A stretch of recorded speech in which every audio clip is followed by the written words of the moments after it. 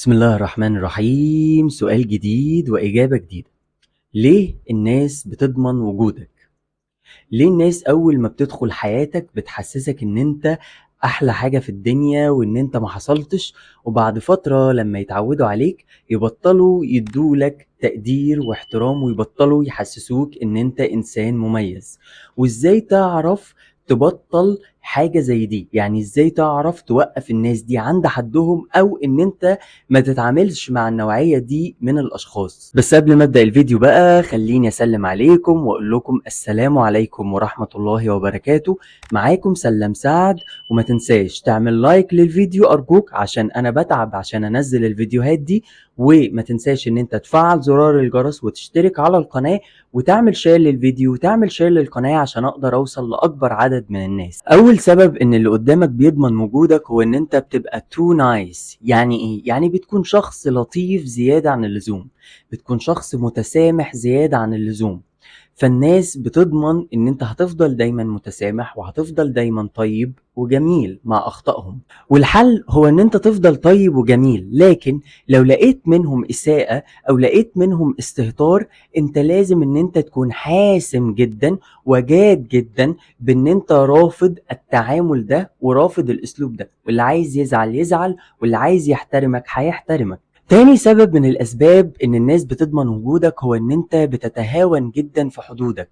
يعني لو حطيت حدود وحد حبيته ممكن عشانه تشيل الحدود، أو إن أنت أصلا تكون شخص ما بتعرفش إن أنت تحط حدود أو تعمل حدود صحية لنفسك ما بينك وما بين الآخرين. الفكرة هو ان انت لما بتحب حد وبتشيل عشانه الحدود هو مش بيقدر حاجة زي دي، لان الانسان بيتعرف ان هو انسان محترم او ان هو بيحترم نفسه ومقدر نفسه ومقدر قيمته لما بيكون حاطط حدود لنفسه هو شخصيا مش بيتعداها ولا بيسمح ان الاخرين يتعدوها. ولذلك علشان الناس ما تضمنش وجودك انت لازم ان انت تحط حدود وما تشيلهاش ابدا، مهما حبيت اللي قدامك او مهما اللي قدامك تحايل او تحايل عليك انت لازم ان انت تفضل محافظ على الحدود دي وحاسم فيها وجدي فيها جدا.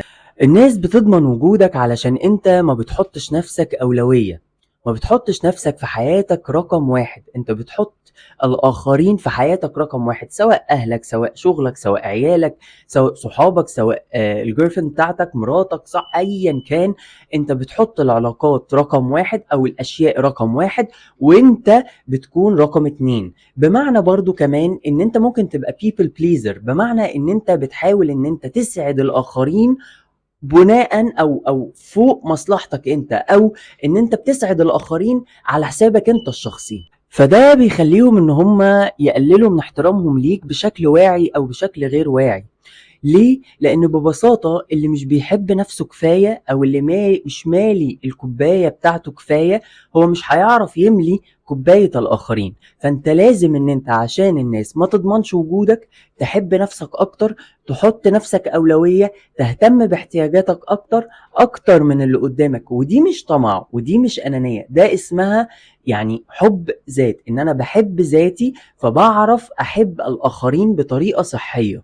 الناس بتضمن وجودك علشان انت بتسمح ان الاخرين يتحكموا فيك ويكون ليهم سلطة عليك، سواء بقى في الشغل او سواء بقى مع اهلك صحابك عيالك whatever، ايا كان. وايا كان السبب ده ايه، ده عشان حبك ليهم او عشان حبهم ليك او علشان ايا كان، انت بتسمح ان اللي قدامك يسيطر عليك ويسيطر على مسار حياتك ويسيطر عليك في كل حاجة في الحياة. فيشوفوك بقى ان انت كده بني ادم طيب وان انت كده بني ادم ضعيف، وطالما انت بني ادم ضعيف يبقى انا هضمن وجودك لاني هعرف اسيطر عليك وهعرف امشيك على دماغي. فالحل انك ما تسمحش ان حد يسيطر عليك، ما تسمحش ان حد يتحكم فيك، ما تسمحش ان حد هو اللي يمشيك. مش بقولك انك تكون متمرد، لكن الحرية هو ان انا احط القواعد بتاعتي وانا امشي عليها، القواعد اللي ترضي ضميري وترضي ذمتي وترضي قيمي واخلاقي وديني، لكن ما اسمحش ان الاخرين هم اللي يحطوا لي القواعد بتاعتهم وانا امشي عليها فكون مجرور. الناس بتضمن وجودك لان انت عندك مشكلة كبيرة في الثقة بالنفس. الانسان اللي عنده مشكلة في السيلف ستيم او سيلف كونفيدنس بيكون إنسان الناس بتشوفه إن هو مش بيحب نفسه ومش بيقدر نفسه ومش عارف قيمة نفسه. وطالما انت مش عارف قيمة نفسك ومش عارف تحب نفسك، بالتالي اللي قدامك مش هيعرف يحبك ومش هيعرف يحترمك ومش هيعرف يديلك قيمتك. فالحل ان عشان الناس ما تضمنش وجودك، ان انت ترفع ثقتك بنفسك، ان انت تحترم نفسك، تقدر نفسك، ترفع من قيمة نفسك. ازاي؟ بان انت تعرف ايه هي مميزاتك، ايه هي قدراتك، ايه هو دورك في الحياة. انت بتعرف تدي ايه للناس، بتعرف تخدم المجتمع بايه، بتعرف ترفع الوعي الكوني او بتعرف تساعد الكون بايه. وكده بقى انا جاوبت على السؤال. لو عجبك الفيديو ما تنساش ان انت تعمل لايك وتفعل زرار الجرس وتشترك على القناة وتعمل شير للفيديو وتعمل شير للقناة عشان اقدر اوصل لاكبر عدد من الناس. اتمنى يكون الفيديو عجبكم. كان معاكم سلام سعد وتابعوني.